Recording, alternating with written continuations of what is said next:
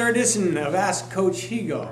And you can submit your questions to askcoachhigo@gmail.com. Storm head coach Kevin Higo is with us again, and we'll get right to it, Coach. Here, got a question from Murray, who this is a good question. You've been around the AJHL and different leagues for a while here too, and Murray would like to know the difference now between coaching in the AJHL now as it was when you were first breaking into the league years back. Sure. Actually, we had the conversation with Adam Manna yesterday, and back when I started, everything was through texting and landlines, faxing and landlines. And now everything's through texting. You barely talk to guys. A lot of the communication is through texting. Everything's done electronically through the AJHL and Hockey Canada, and the timelines are different as well. It used to be everything was at midnight. Now December 1st is a real big date for a lot of the teams, and January 10th is maybe not as important. Where before it was always January 10th was the biggest thing, and there wasn't a whole bunch going on December 1st. So it's changed quite a bit, but still the same, still an important date and an opportunity for teams to get better. Okay, well, let's talk about yesterday, December 1st, and I saw this sort of online in some fashion. Some folks a little confused as to what the date is. January 10th is the actual trade deadline day. December 1st is roster cut-down day. Maybe explain the difference between the two and what all goes on. Sure. We'll just speak with regards to the AJHL. Different leagues have different rules.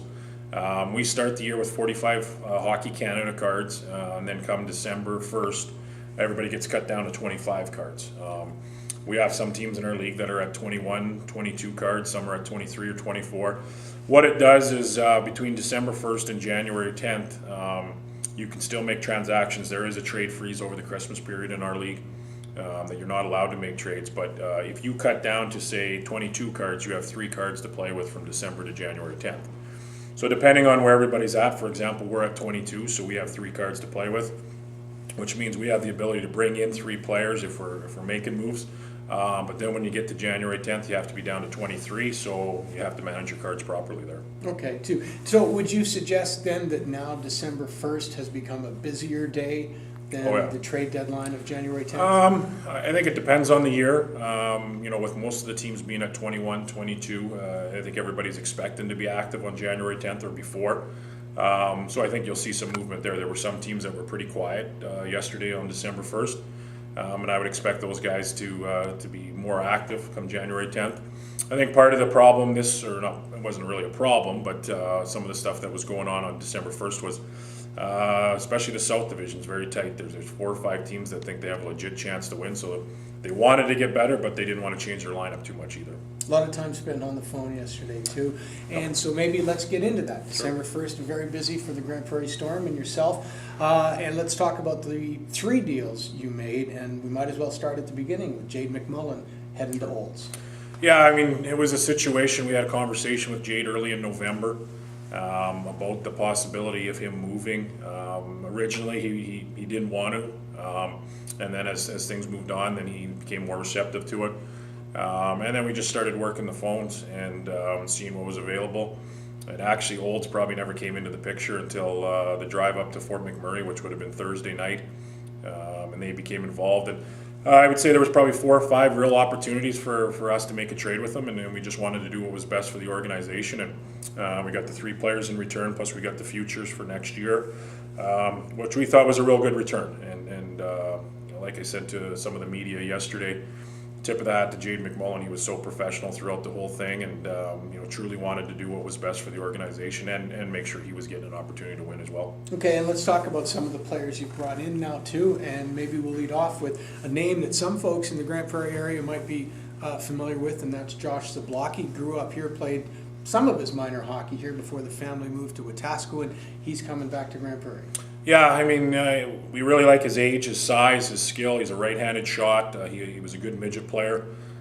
He fits into what we were looking for, and he's excited to come. So I think all 3 of them, in our conversations we had with them, are excited for a new opportunity. And I think he's a guy that's going to play a good 2-way game, a good gritty game, but also be able to contribute offensively as well. Next move was seeing Hayden Barra moved out. Talk about the player we've got in return for Hayden. Well, Hayden was the same situation. We talked to him actually yesterday about where he fit in with us, and he just said if there was an opportunity for him to move on and maybe get some more ice time, he would look at it. He genuinely wanted to stay in Grand Prairie, but if that opportunity was there. His deal was actually a real late deal. We did it just before 7 o'clock, which was the interprovincial trade deadline. And with him, in return, we got a defenseman from Spruce Grove, Ty Lindbergh, who's a big body, 6'2", about 200 pounds. A real physical guy, hard to play against, and an opportunity for us to upgrade on the back end and also fit into that 96 age group that we were looking for. Okay, and one more deal before the day was done yesterday? Yeah, we had to, with bringing in Alex Brewer in the Olds trade and bringing in Ty Lindbergh, 2 defensemen, we had too many D-men. So we moved Austin Beaton back to Fort Francis in the Superior International Junior Hockey League. And just did that for futures. And then unfortunately the tough part of the game is we had to let Martin Lavalley go today. There's going to be some opportunities for Martin. We just felt that we tried to get something done in a trade yesterday. It didn't work out.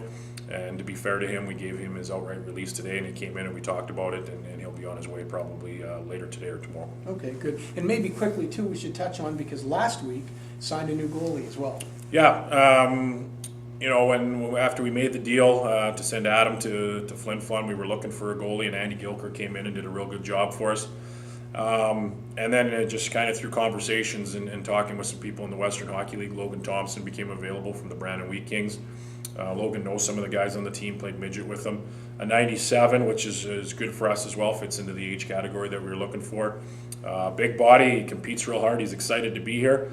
And we think he's going to fit in for us. He played real well for us in Fort McMurray, and we expect the same for him in the future. And we think now we have a good young tandem that's going to challenge each other and give us opportunities to win hockey games. Been a busy time for you, Coach?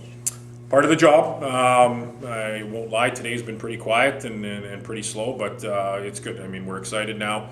Got a little bit of a stretch run here till we get to Christmas, and the guys are excited to get going. Good, perfect. If you've got a question for the coach, it's as simple as sending us an email, askcoachhigo@gmail.com.